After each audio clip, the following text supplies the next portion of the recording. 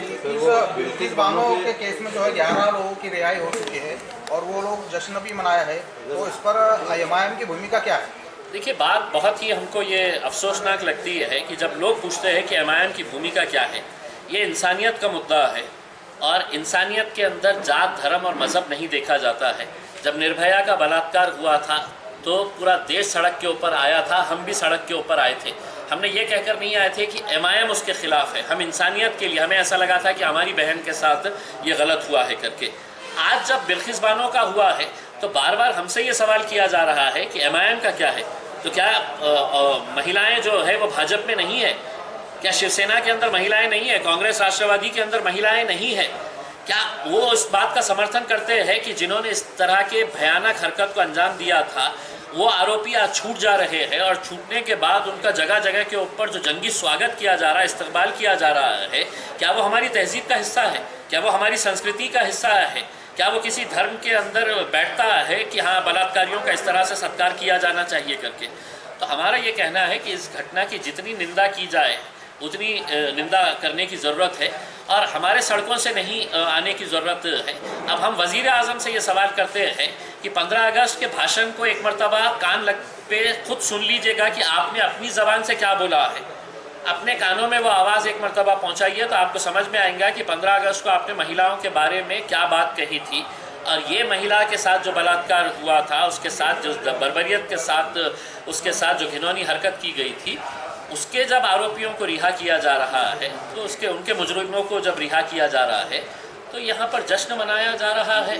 और हैरानी की बात यह है कि एमआईएम इसके ऊपर क्यों सड़क के ऊपर नहीं आ रही है करके उसमें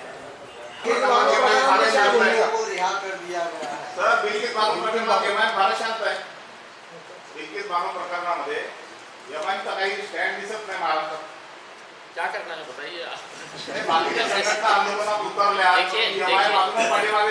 देखिए ये बहुत ही दुर्भाग्य की बात है कि जिन आरोपियों के ऊपर जितने इतने संगीन गुनहे थे उनको इस तरह से छोड़ देना ये एक अलग बात है, लेकिन उसका जश्न मनाना ये बहुत ही दर्दनाक बात है इस देश के लिए, क्योंकि जिस तरीक़े से वो लोगों ने हैवानियत का सबूत दिया था और जिसके बारे में जब हाई कोर्ट ने, सुप्रीम कोर्ट ने उनके ऊपर कार्रवाई करी थी, वो सुप्रीम कोर्ट के जजेस का है, तो आप ये देखिएगा कि किस तरीक़े से वो लोग बाहर निकल रहे हैं तो उनको फूलों से है तो इस्तकबाल किया जा रहा है, उनका जश्न मनाया जा रहा है। और यही नरेंद्र मोदी साहब है जो 15 अगस्त के भाषण के अंदर महिलाओं के सम्मान की बात कर रहे हैं। तो ये महिलाएं जिनका बलात्कार हुआ था, क्या वो महिलाएं नहीं थी? और कहीं ना कहीं अब देखिए ये है कि ये जो हरकतें जो हो रही है अब ये जनता भी समझ रही है और ये बिल्किस बानो कोई एक उसको मुस्लिम महिला बोलकर नहीं देख रही है, देश की हर महिला ने। और मैं तो संसद के अंदर बैठी हुई वो महिलाओं से भी सवाल करना चाहता हूँ कि स्मृति ईरानी जो चीख कर इतना चिल्लाती है पार्लियामेंट के अंदर, दूसरे जो सांसद उनके इतना चीख के ज़रा सी महिलाओं के ऊपर कुछ हो गया तो इतना ज़ोर से, और आज पूरे के पूरे मुंह में लड्डू लेकर जब बैठे हुए हैं तो कहीं ना कहीं उनको भी अपनी महिला होने के ऊपर ये हो रहा है कि इतना जुल्म हुआ है उस महिला के ऊपर और आपके मुंह से है तो ज़बान नहीं निकल रही, आप मुंह नहीं खोल रहे हैं।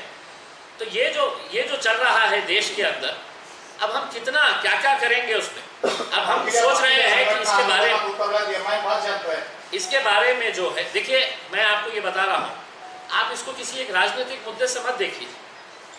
सिर्फ एमआईएम क्यों आएगी?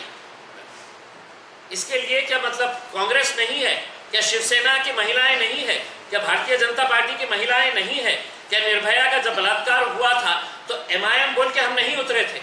हमारी एक बहन का बलात्कार हुआ था बोल के हम उतरे थे वहां पे। किसी राजनीतिक पार्टी के ऊपर नहीं हम गए थे कि राजनीतिक पार्टी है तो मोर्चा निकाल रही है करके। तो ये सवाल ये करना कि एमआईएम क्यों नहीं उतरी है, क्योंकि एमआईएम वो तो बिल्किस बानो है, ये तो एमआईएम का काम है करके, यानी कि दूसरी महिलाएं उसका समर्थन करती है, दूसरी राजनीतिक पार्टियां उसका समर्थन करती है।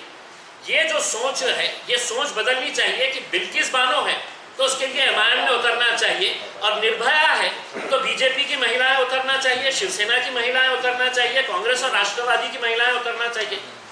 ये लोग क्यों नहीं उतर रहे हैं सड़क के ऊपर? Thank you sir.